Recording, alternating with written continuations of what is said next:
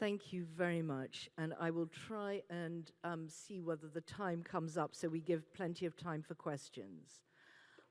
But it's been a very active year this year, yet another. And I think sort of trying to tally on from the previous discussion, one of the things that beyond just coming out with the principles that I think has helped a lot is all the guidance that has been produced.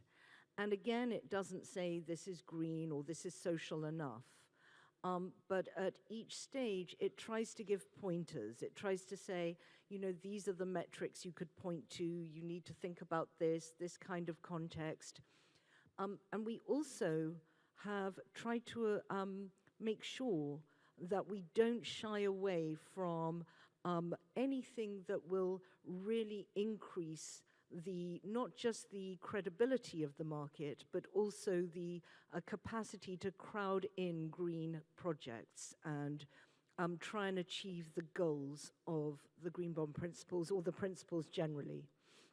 And yes, turning to you first of all, I think that the green enabling guidance is very much part of that. And I wonder whether you could start by speaking more on what you were doing and why, and thank you. Thank you, Isabelle. Good morning, everyone. So first, I must say I was slightly worried because I thought, you know, all the previous chairs are going to say a great story, to really tell us a great story, then we are going to go through all the documents here. But I think it's quite key because it really highlights that whether it's the new documents or the updates, the ExCom role is really to look ahead, lay the foundation, effectively work for what has to come. And what Lars was describing in terms of debate, I can reassure you, they are still happening probably with the same intensity. And Ayla was touching upon, you know, what has been done maybe are the easiest, effectively, type of projects. So where we started when it comes to green enabling was really looking exactly at that, you know. Of course, green projects, now we've covered quite a lot of sectors, a lot of type of projects. What the market has really not touched upon very well yet is the value chain of those green projects. And so we focus very much on the upstream part, really on the supply chain. And that part of the value chain really has its own environmental and social challenges. It has also a question of how do you demonstrate impact. And that's what we went with setting up the task force. So it was co-chaired by ourselves at BNP Paribas and Natixis, and it was actually well over 80 members in the task force. So over the last, over 6 months or so, we had various, effectively, sub-working groups, and the result of which is what you see in the guidance document. So it's green enabling project guidance. When we look at green enabling, it's really, it has to be necessary for the green project to be delivered. So it might not be considered green in itself, by itself, but when you look at the life cycle analysis, it has to deliver that positive impact, and it has to be critical for the green projects. So the guidance encompasses both the induced emissions, but also avoided. So the emissions generated by the actual project, the enabling project, but also what it's avoiding further down the value chain. And the additional element that is encompassed by the guidance is really looking at how the environmental and social risk of the particular green enabling projects are being managed, because again, they will tend to be closer to those risks. So you will see the eligibility criteria. They are two-pronged. There are specific eligibility criteria, and then there is a requirement to have a transparency that, you know, that term that we've covered already quite a bit this morning, this transparency on end use. Then it's within the green bond universe, if you want, of issuance. So of course it has to follow the green bond principles. And the recommendation there is not just for sector clarity, it's not a new category, but you will have to map effectively those expenditure to eligible categories. So I'll give a few examples. So I mentioned the task force. So task force came up with this recommendation that was translated in the guidance. But of course, where we started is really existing guidance from official sectors and market guidance on enabling activities. So I'll go briefly through the document. It's not that long, you'll be happy to hear, but it covers specific eligibility criteria. There are 4 of them. So I said it has to be necessary to the green activity. There is no exclusions per se, but it does reiterate no carbon lock-in. We try to make an attempt to define that in the guidance, but it's still fairly high level, obviously. It has to be clear, quantifiable, and attributable environmental benefits. So looking again at the life cycle analysis, but here we say it's either realized or estimated impact, you know, that you don't always have the realized data, obviously. And the 4th element I touched upon earlier is really how do you mitigate the adverse social and environmental impacts. And here there is a requirement on really transparently highlighting those impacts with some suggestion of how to do that. For example, refer to taxonomies or benchmarking versus best available technologies. And then we move on to transparency on end use. And here is really how are you showing exactly what you deliver? So there are a few options here. Either the green enabling projects are currently used for green activities, or they are allowing a ramp up over time, and then you show a timeline of what you expect. And when it comes to disclosure on end use, again, you know, you have a few probably scenarios that we've foreseen, if you want. Either the end user is known, and in that case, that's what you disclose. If it's known, or unknown, you will rely, or you can rely on estimates, basically proxies, but they have to be robust, and you have to be comfortable effectively with what you're looking at. So I'll finish just by saying they are, as you can probably grasp by now, they remain principle-based. Yeah, so the first panel touched upon it. We haven't gone into thresholds or anything like that. It is really, you know, we keep to the same spirit. You will see at the end there is a list of indicative sectors. It's not exhaustive, but that's the sectors that the task force really has most often debated. And to just bring everything hopefully a bit more kind of concrete, I just give you 2 of the examples that are there. But when you look at metals and mining, for example, we've used the example of electric batteries and electric vehicles. You would map then, if you had mining of any of the components that go into an EV, you would look at mapping it to green transportation. We looked as well at chemicals and specialty chemicals. If you looked at manufacturing of insulation products, for example, for buildings, then you would map it to green buildings. And there are a few other examples. And maybe the last point, what to look forward to. We've worked as well on a detailed checklist, so everything bringing this guideline into really line by line with examples, and that's looking forward effectively on what will be available. Thank you very much, Agnes. I mean, we'll touch back on that, and I'm sure there'll be questions on these aspects.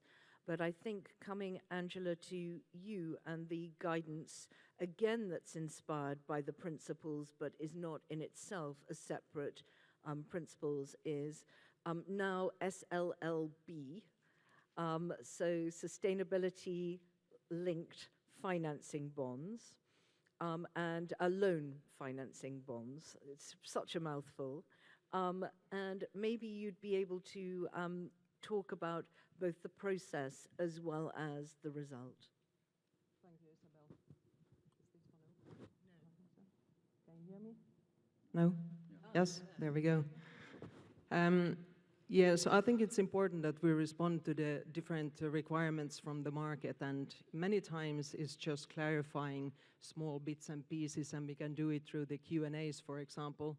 Then other times we need new proper guidelines, principles, and other documents for the market.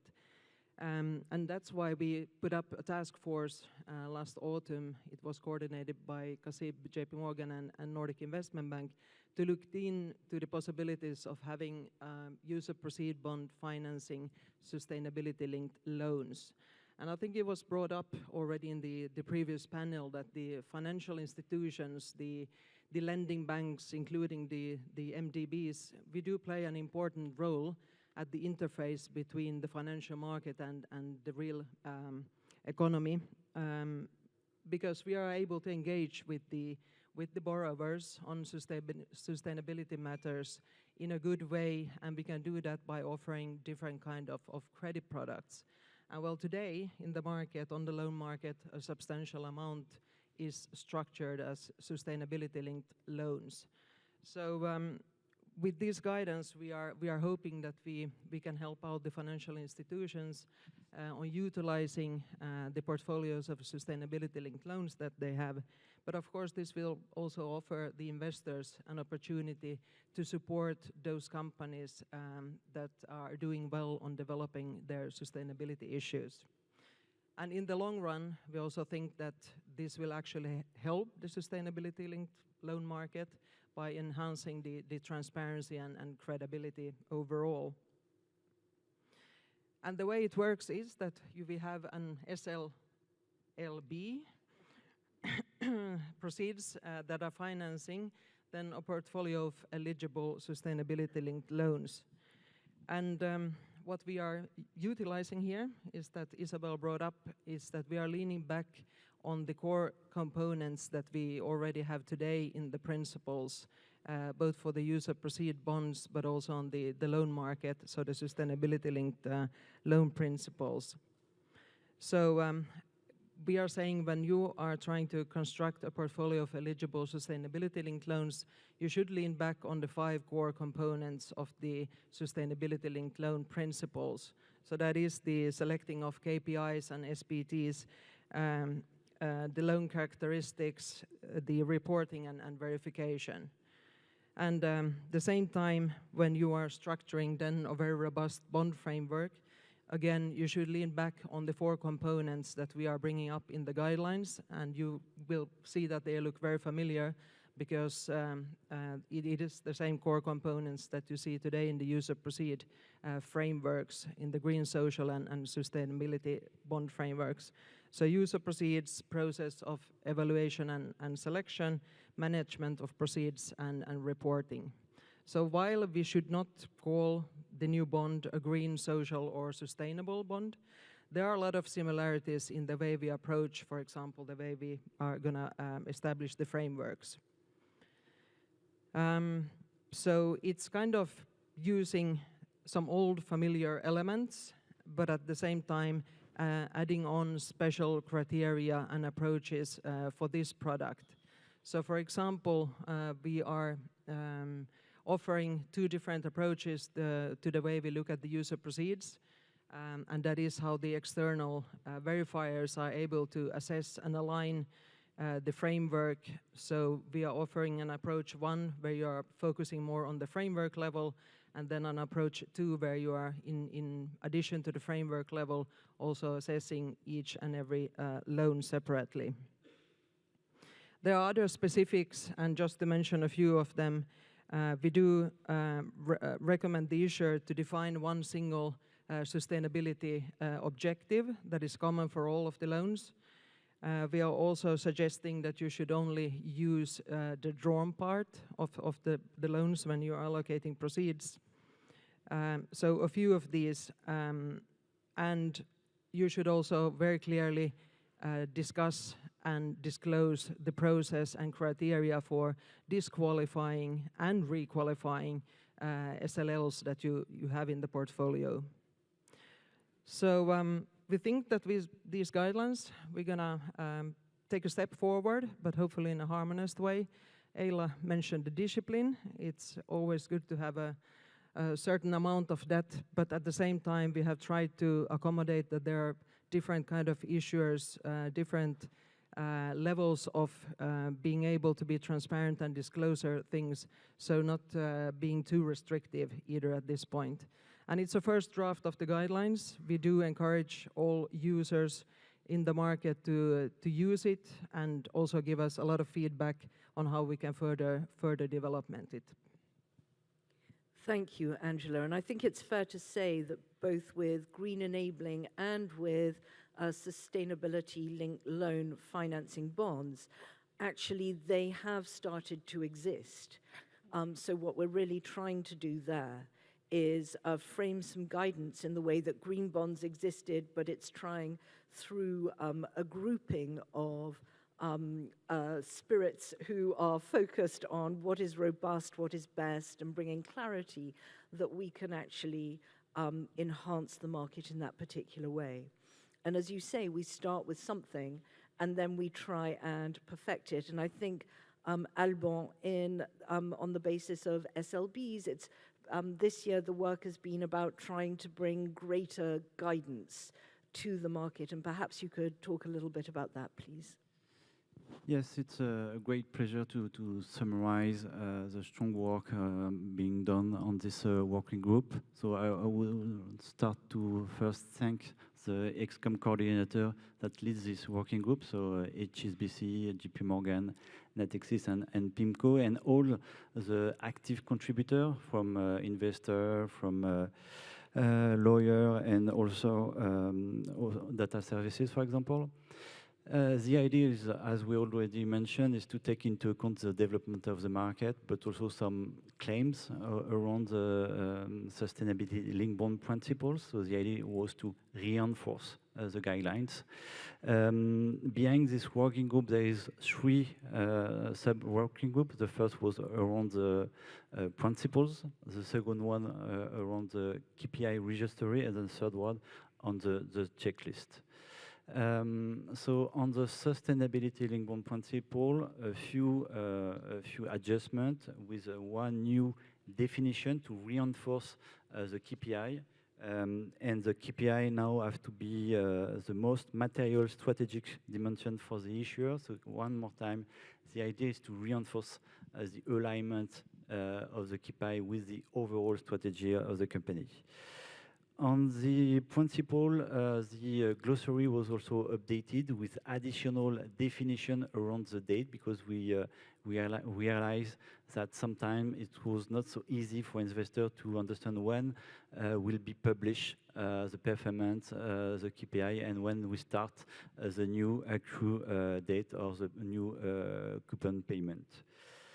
On the disclosure data checklist, we adjust to take into account the checklist, and also we remove the idea of KPI with recommended or necessary data, which was the main update on the principle. Regarding the KPI registry update, the idea was to develop this registry with new thematic.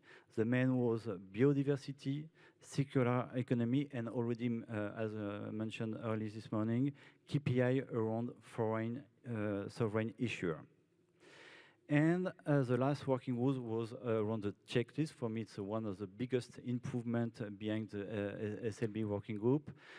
It's a very interesting output, so it will help first issuer to provide key characteristics with, I would say, standardization. It's of course not mandatory, but on the pre-issuance information it will be very interesting, but also on post-issuance for investor it will help to compare publication and also best practice. So it will be very interesting to have this new tool on the market to provide more standardization about the availability of the data behind the SLB. So it was a very important, I would say, step forward for this checklist. It's also a new output, so it will be there is some way of improvement. So clearly, it will be important to have your feedback on this checklist. So I guess next year it will be also a work to look at this new checklist and to have some feedback. There is also some output to come on this working group. The idea is to publish a white paper to assess where this market stands with the best practice and so on, to have a clear idea of what we can be improved. And we will also provide new KPI on social dimension. So in a nutshell, a very short summary of the strong work during the war. And I think it's fair to say that these documents will be published today, so they'll be available from today. I think they have been published, actually. Ah, they have been published. Good, so they're available for you to look at, and do come back and tell us your experience on those. And I think the checklist, it's interesting, follows the SLB checklist. There was one for social bonds and then one for green bonds, and I think we may also be looking to tweak and update the green bond one. So work is never done, it's iterative, and I think that's important. And the other thing that struck me about the SLBs this year is it's much harder to say, a bit like saying what is green or green enough, what is ambitious or ambitious enough in terms of KPIs and materialities. So a mixture of the Q&A and many of these KPIs should help with that. But I also thought that it was actually quite confirming in a way that we've had some missed targets. Because I think that in itself really speaks to the fact that the targets are indeed robust when we start to see them and were ambitious rather than just being, you know, sort of business as usual. So I think that again should help reinforce the market. On the impact reporting working group side, we have, like the other groups, a big group of supporters who have helped to produce the work. And we went off in 3 different directions this year. The first was discussing decarbonization and carbon footprint and metrics. And that work is still ongoing, and we're expecting that a paper will be put out explaining some of the challenges, some of the issues, which include things like the fact that if we are to crowd in the harder projects, the transition projects, and really achieve the goals of the Paris Agreement and not just focus on the narrower segment of the market that's maybe on renewable energy or net zero, near zero, then decarbonization or the carbon footprint may grow for many portfolios or many banks undertaking that in the short term, which is why ISSB's stress on short, medium, and long-term targets, I think, is very important. So there's much to be discussed in terms of that. The second part of the working group was focused on the harmonized framework for impact reporting on green bonds. And it was speaking to the green bond principles focus on saying, we do want an understanding of your selection of projects to understand that they're robust and good and strong and why you've selected those. But we also need you to focus on risk. And I suppose it's the ICMA version or process-driven version of what the EU would call do no significant harm. But where they come up with a number or something like that, this is really trying to look at things holistically. So it says that there should be a process, but there wasn't much guidance about what that process should look like. So we've produced an annex in the harmonized framework for impact reporting for green bonds that focuses on what kind of processes and disclosures, how to look at materiality and some pointers to guidance that's out there on materiality, and looking at probable impact, not just definite impact. And then coming out with some metrics, which may be applicable to more than one category of eligible projects. And so looking at what green risk metrics, if you wanted to report on metrics, you might use, and what social metrics there are, because obviously green bonds can have, or green projects could have, negative environmental and or social impacts. And so it's pointing to some of these. It's not at all an exhaustive list. Nobody needs to report on it. they have to report on the processes they use, but some may want to furnish these additional statistics and metrics in their reporting. And it also speaks to the fact that when you're looking at co-benefits, which is also highlighted in the Green Bond Principles, that things may have in other environmental and or social co-benefits, that actually sometimes they're about mitigating risk. So, you know, last year we focused quite a lot on just transition. And I suppose looking at renewable energy projects that then also encompass a training of the workforce and retraining and skilling and other things to focus on just transition, those may be where you see the risks and then the ability to report on co-benefits, so turning them around. So that was in the second part of the impact reporting working group. And the third part of the working group was focused on the harmonized framework for impact reporting for social bonds, which exists out there, but had taken a different framing to the green bonds. It wasn't looking at eligible projects. And now the work is being undertaken to start focusing on the highlighted projects, starting with the housing sector. So that, I think, is the main thrust of the work. So we've got a chapter out there, and the work will continue to focus on new eligible project categories. So, and all of this is supported in all aspects: the green enabling, the SLLBs, the SLBs, and impact all have Q&A that help support questions that you may have about how things should be framed, what is meant by something. So it's all supposed to be part of the ecosystem, which I think was that chart that Valerie put up earlier, but doesn't now exist. But if you could put it up, and certainly in preference to seeing me on the screen, I think it would be much more useful. Then you would be able to see again this sort of overarching structure that we have of principles, guidance, and other supporting documentation, which should indeed help those coming to the market to understand what the expectation is. And this time, there is plenty of time for questions. We can take questions from the audience here, but I think, Angela, do you have some from online? Yes. I have the important role of following this, so I'll put my glasses on. So there's a question. For the SLL financing bond product, can you provide more detail on the discussion around disqualification of loans, for example, where a borrower fails to meet a KPI?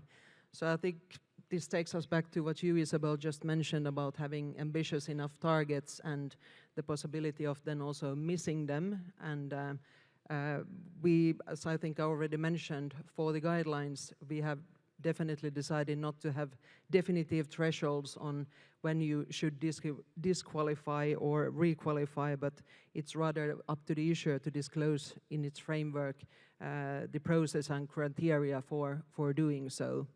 So there are different approaches, and we should just be transparent in the reporting, in the annual reporting on what we have achieved and maybe just partially, and where we have missed the targets, etc. So keep on monitoring, but we will not define exactly when is the point in time when you should disqualify or requalify.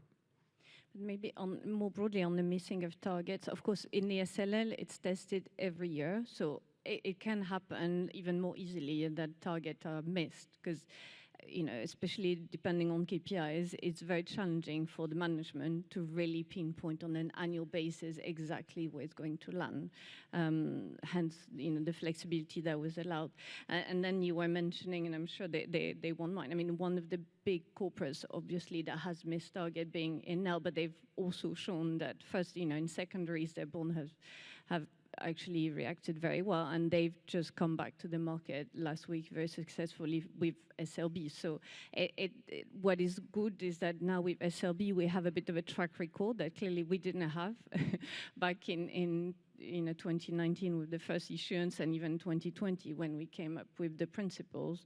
So in a way, it's reflected on the very complex mapping that we have behind. I mean, if you think about it, 10 years ago there was one document, pretty much, but it also highlights, and that's what we are trying to show this morning, that we always work on dual timelines, effectively, within the ExCom and then the broader working group, is what needs to be developed to effectively keep up with market developments, and that's green enabling, and that's the SLB guidance, but also really trying to further perfect and improve and correct when needed some of the existing guidance, or add on when we feel it's needed. We already this morning, I'm sure there'll be more discussions on, the principles versus the regulatory approach, and that really denotes very much how we can react effectively and adapt to markets' needs versus a regulatory approach that is very kind of top-down. Yeah, effectively, we're a lot more bottom-up in that respect. Do we have any questions from the audience? I'm sure there must be. No? Any more online, Angela? No? But we are all going to be around for the whole day, so you can track us down. I think, Agnes, maybe I could ask you a bit about green enabling and how much the discussion in the group was focused on concerns about greenwashing, given that this is the first sort of foray into something that may not in and of itself be green, and how that was framed. Yeah. So maybe, and you know that very well, Isabelle, just to give a bit further perspective on what was highlighted, the way, and for those of you that are contributing to the working group, you see it. Yeah, there is a long gestation process, if you want, and a lot of input. And in that particular task force, we did both a survey of the 80 members. We then had a subgroup of active contributors, and we also, we didn't mention it, but for those of you that answered to the investor survey, thank you very much. So we leverage also on this for the task force, including for this one.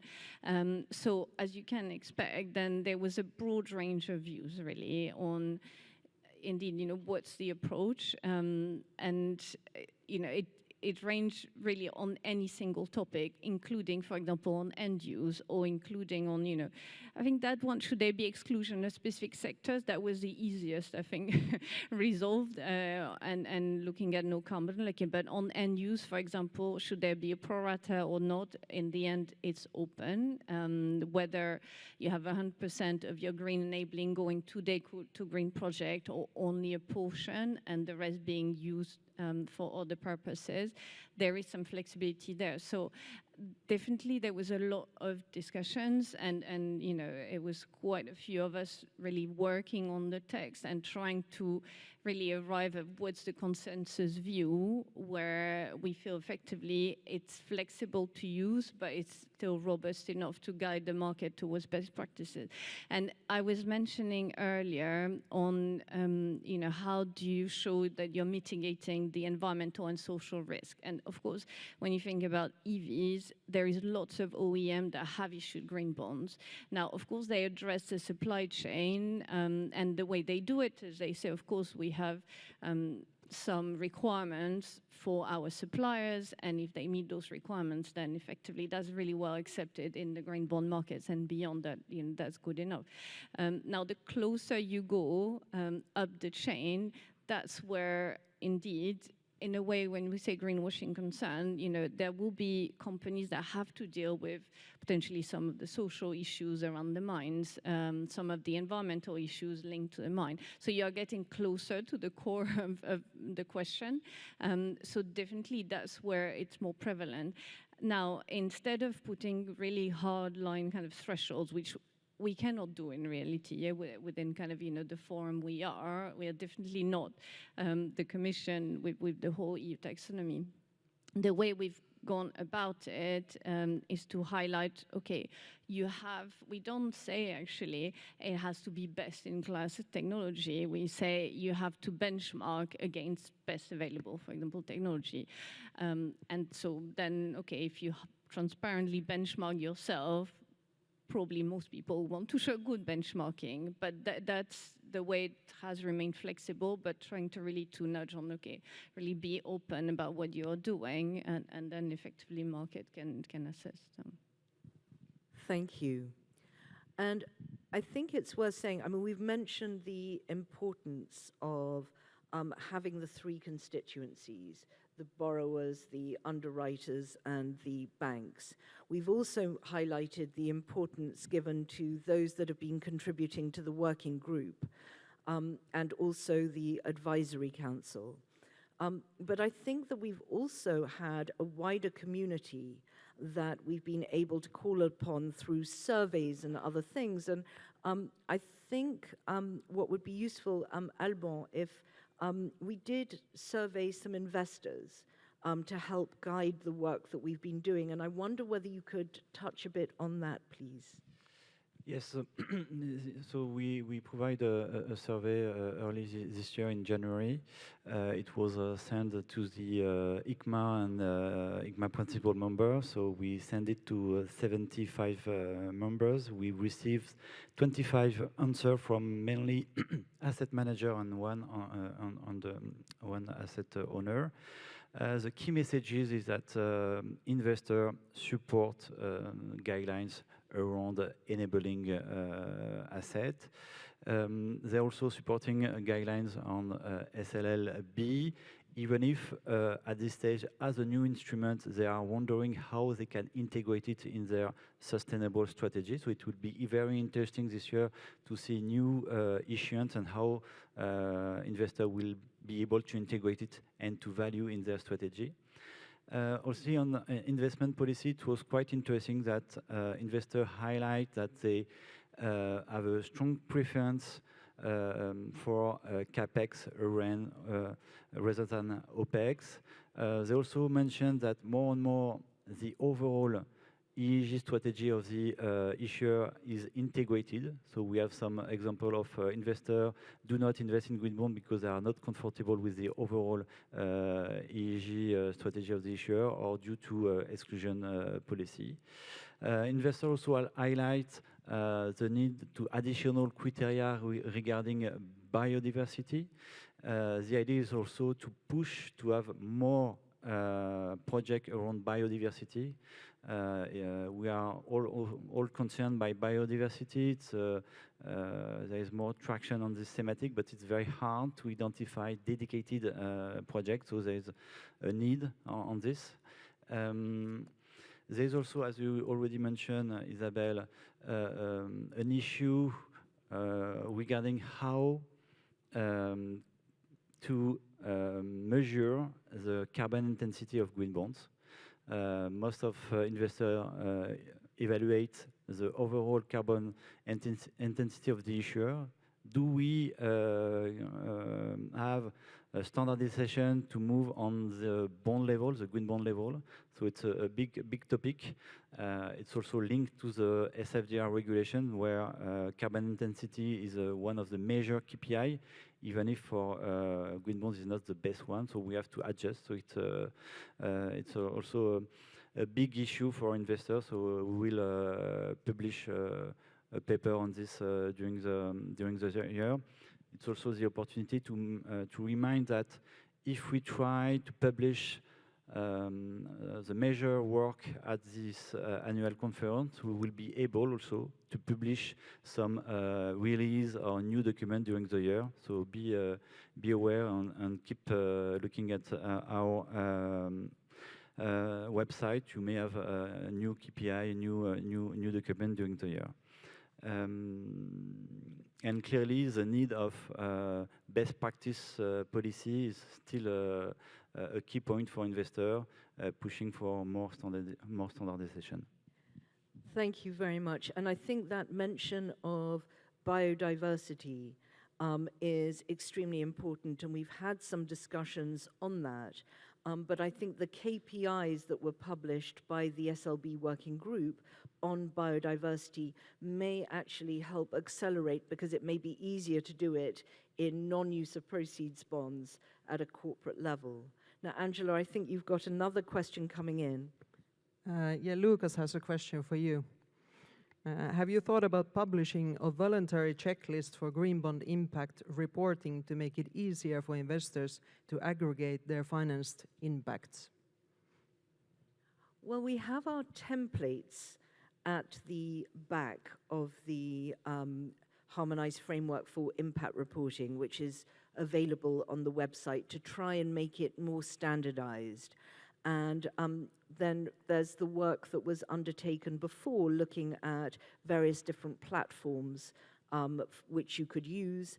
And many of us have started also not just using sort of PDFs for impact reporting to help others look at it, but we can certainly take into account in the work that will be undertaken in the coming year what more can be done. So we are trying to focus, and most investors say that they are getting more reporting and it is beginning to be more standardized. So there is hope. Well, can I challenge you? Is it becoming too big and too complex? Should we actually have some kind of, I don't know, summary, making it a little bit smaller? I think in terms of the impact reporting metrics and having very few core metrics, has been important in keeping it manageable. So you can have other sustainability indicators which you can report on if you want, but the idea is to report on a few absolutely core metrics. So looking at one or more of those core metrics and keeping those to a minimum, so that there is the greater ability for investors to aggregate and compare.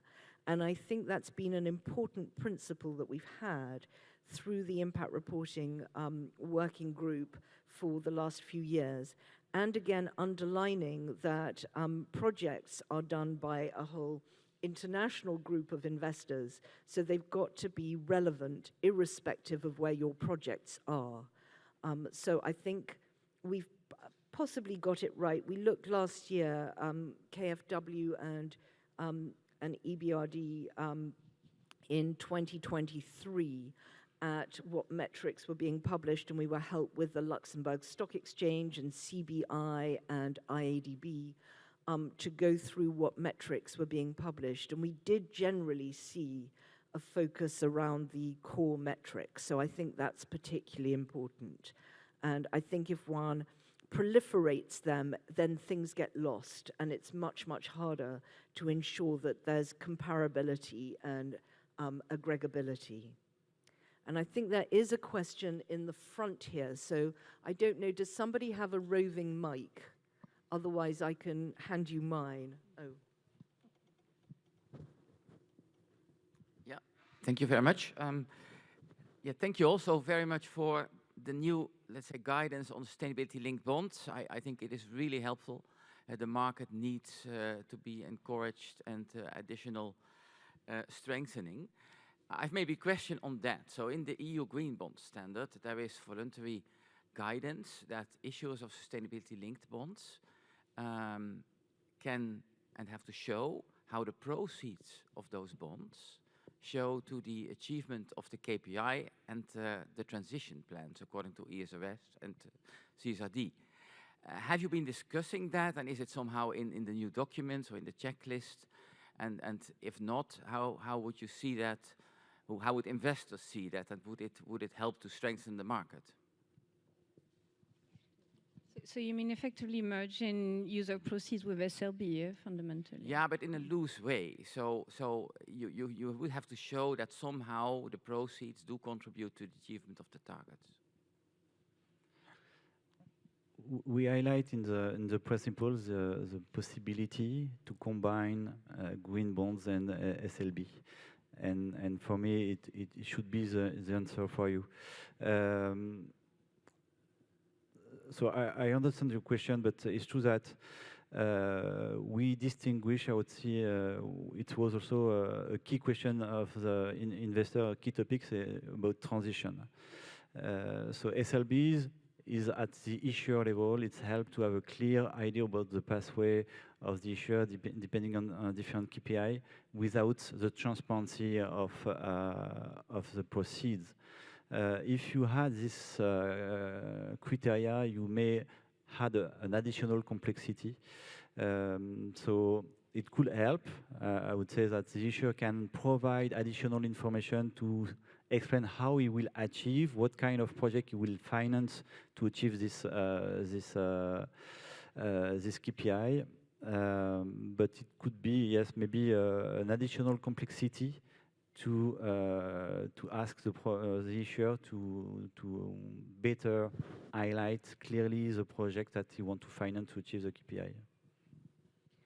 It is now saying time is up, unfortunately. But I think this is going to be something that we're going to continue to debate. And by the way, I don't know whether one can say, but it's very nice to see green tie and green shoes in honor of the theme. So I think that's great. So we, I think, have a break now. May I thank Agnes, Alban, and Angela for not just the panel, but their work over the past year. Thank you very much. Thank you, Isabelle. Isabelle.